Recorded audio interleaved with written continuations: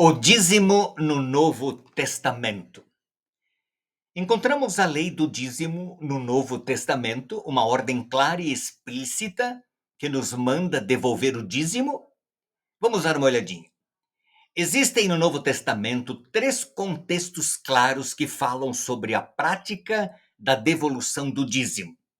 Porque a ordenança para se devolver o dízimo está no Antigo Testamento.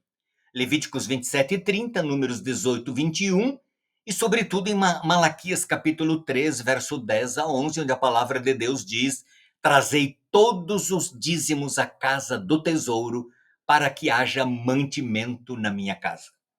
Eu cito aqui apenas esses 3 versos, mas existem muitas outras ordenanças no Antigo Testamento que pedem, que ordenam que o povo de Deus devolvam os seus dízimos ao Senhor.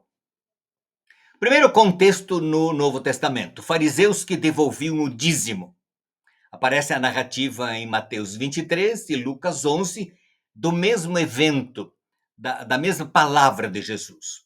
Em Mateus 23, 23, Jesus diz: ai de vocês, escribas e fariseus hipócritas, porque vocês dão o dízimo da hortelã, do endre e do cominho, e desprezam os preceitos mais importantes da lei: a justiça, a misericórdia e a fé. Vocês deviam fazer estas coisas sem omitir aquelas. E da perspectiva de Lucas, no capítulo 11, verso 42, mas ai de vocês, fariseus, porque vocês dão o dízimo da hortelã, da arruda e de todas as hortaliças e desprezam a justiça e o amor de Deus. Vocês deveriam fazer estas coisas sem omitir aquelas. Então, o primeiro contexto, nós vamos encontrar os fariseus praticando a devolução do dízimo, inclusive de coisas pequenas, de detalhes. E Jesus os chama em Mateus 23, 24 de guias cegos, que coavam um mosquito, mas que engoliam um camelo. Por quê? Porque devolviam o dízimo de minúcias, mas desprezavam os grandes preceitos da lei de Deus, que é a justiça, a misericórdia e a fé.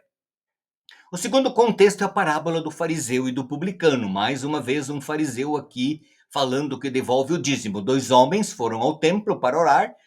Conta Jesus em sua parábola, um era fariseu, o outro publicano. O fariseu ficou em pé, orava de si para si mesmo: ó Deus, graças te dou, porque não sou como os demais homens, roubadores, injustos e adúlteros, nem ainda como esse publicano. Jejuo 2 vezes por semana e dou o dízimo de tudo que ganho. Ô, cara bom, esse era bom mesmo. Jejuava 2 vezes por semana e devolvia o dízimo de tudo. Justiça própria, salvação pelas obras.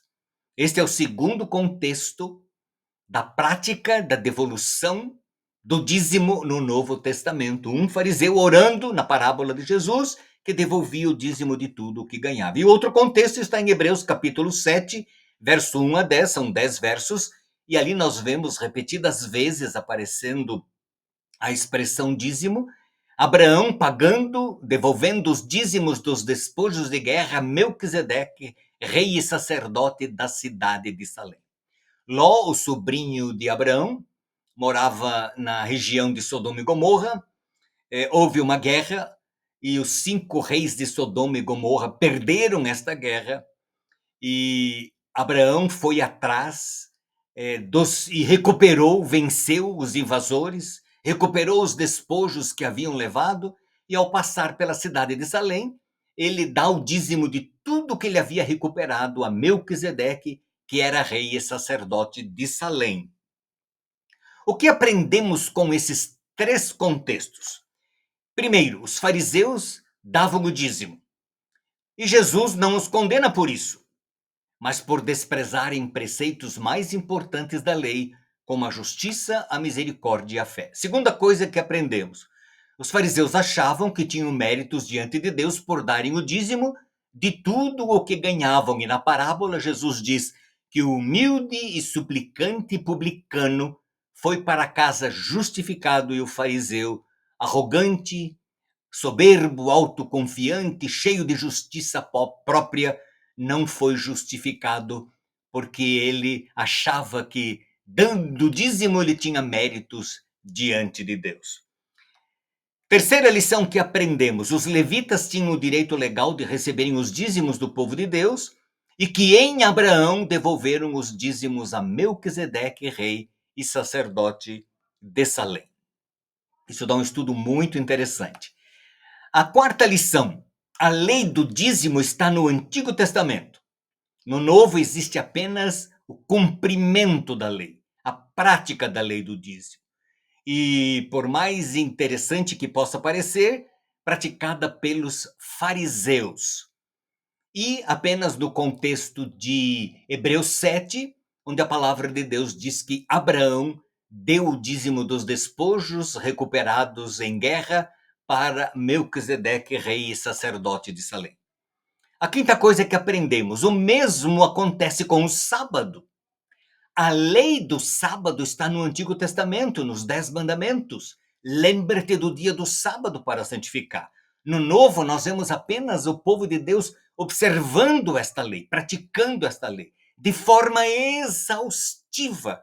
Há inúmeras referências ao povo de Deus guardando e praticando o sábado, inclusive fazendo referência a Jesus, que tinha por costume de ir na sinagoga aos sábados. Aí eu me pergunto: os que rejeitam o sábado alegando que é do Antigo Testamento, por que pregam que o dízimo deve ser devolvido se o dízimo é do Antigo Testamento?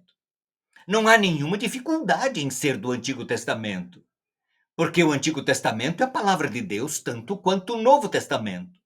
Não há diferença.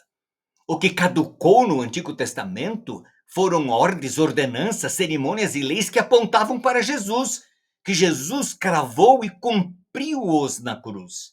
Por exemplo, matar cordeiros, sacrificar animais para receber o perdão dos pecados, participar de festas relacionadas com este ritualismo que tinha como foco Jesus, o verdadeiro Cordeiro de Deus que tira o pecado do mundo.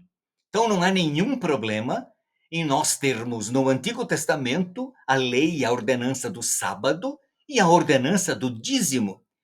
Mas os que rejeitam o sábado alegam que ele é do Antigo Testamento.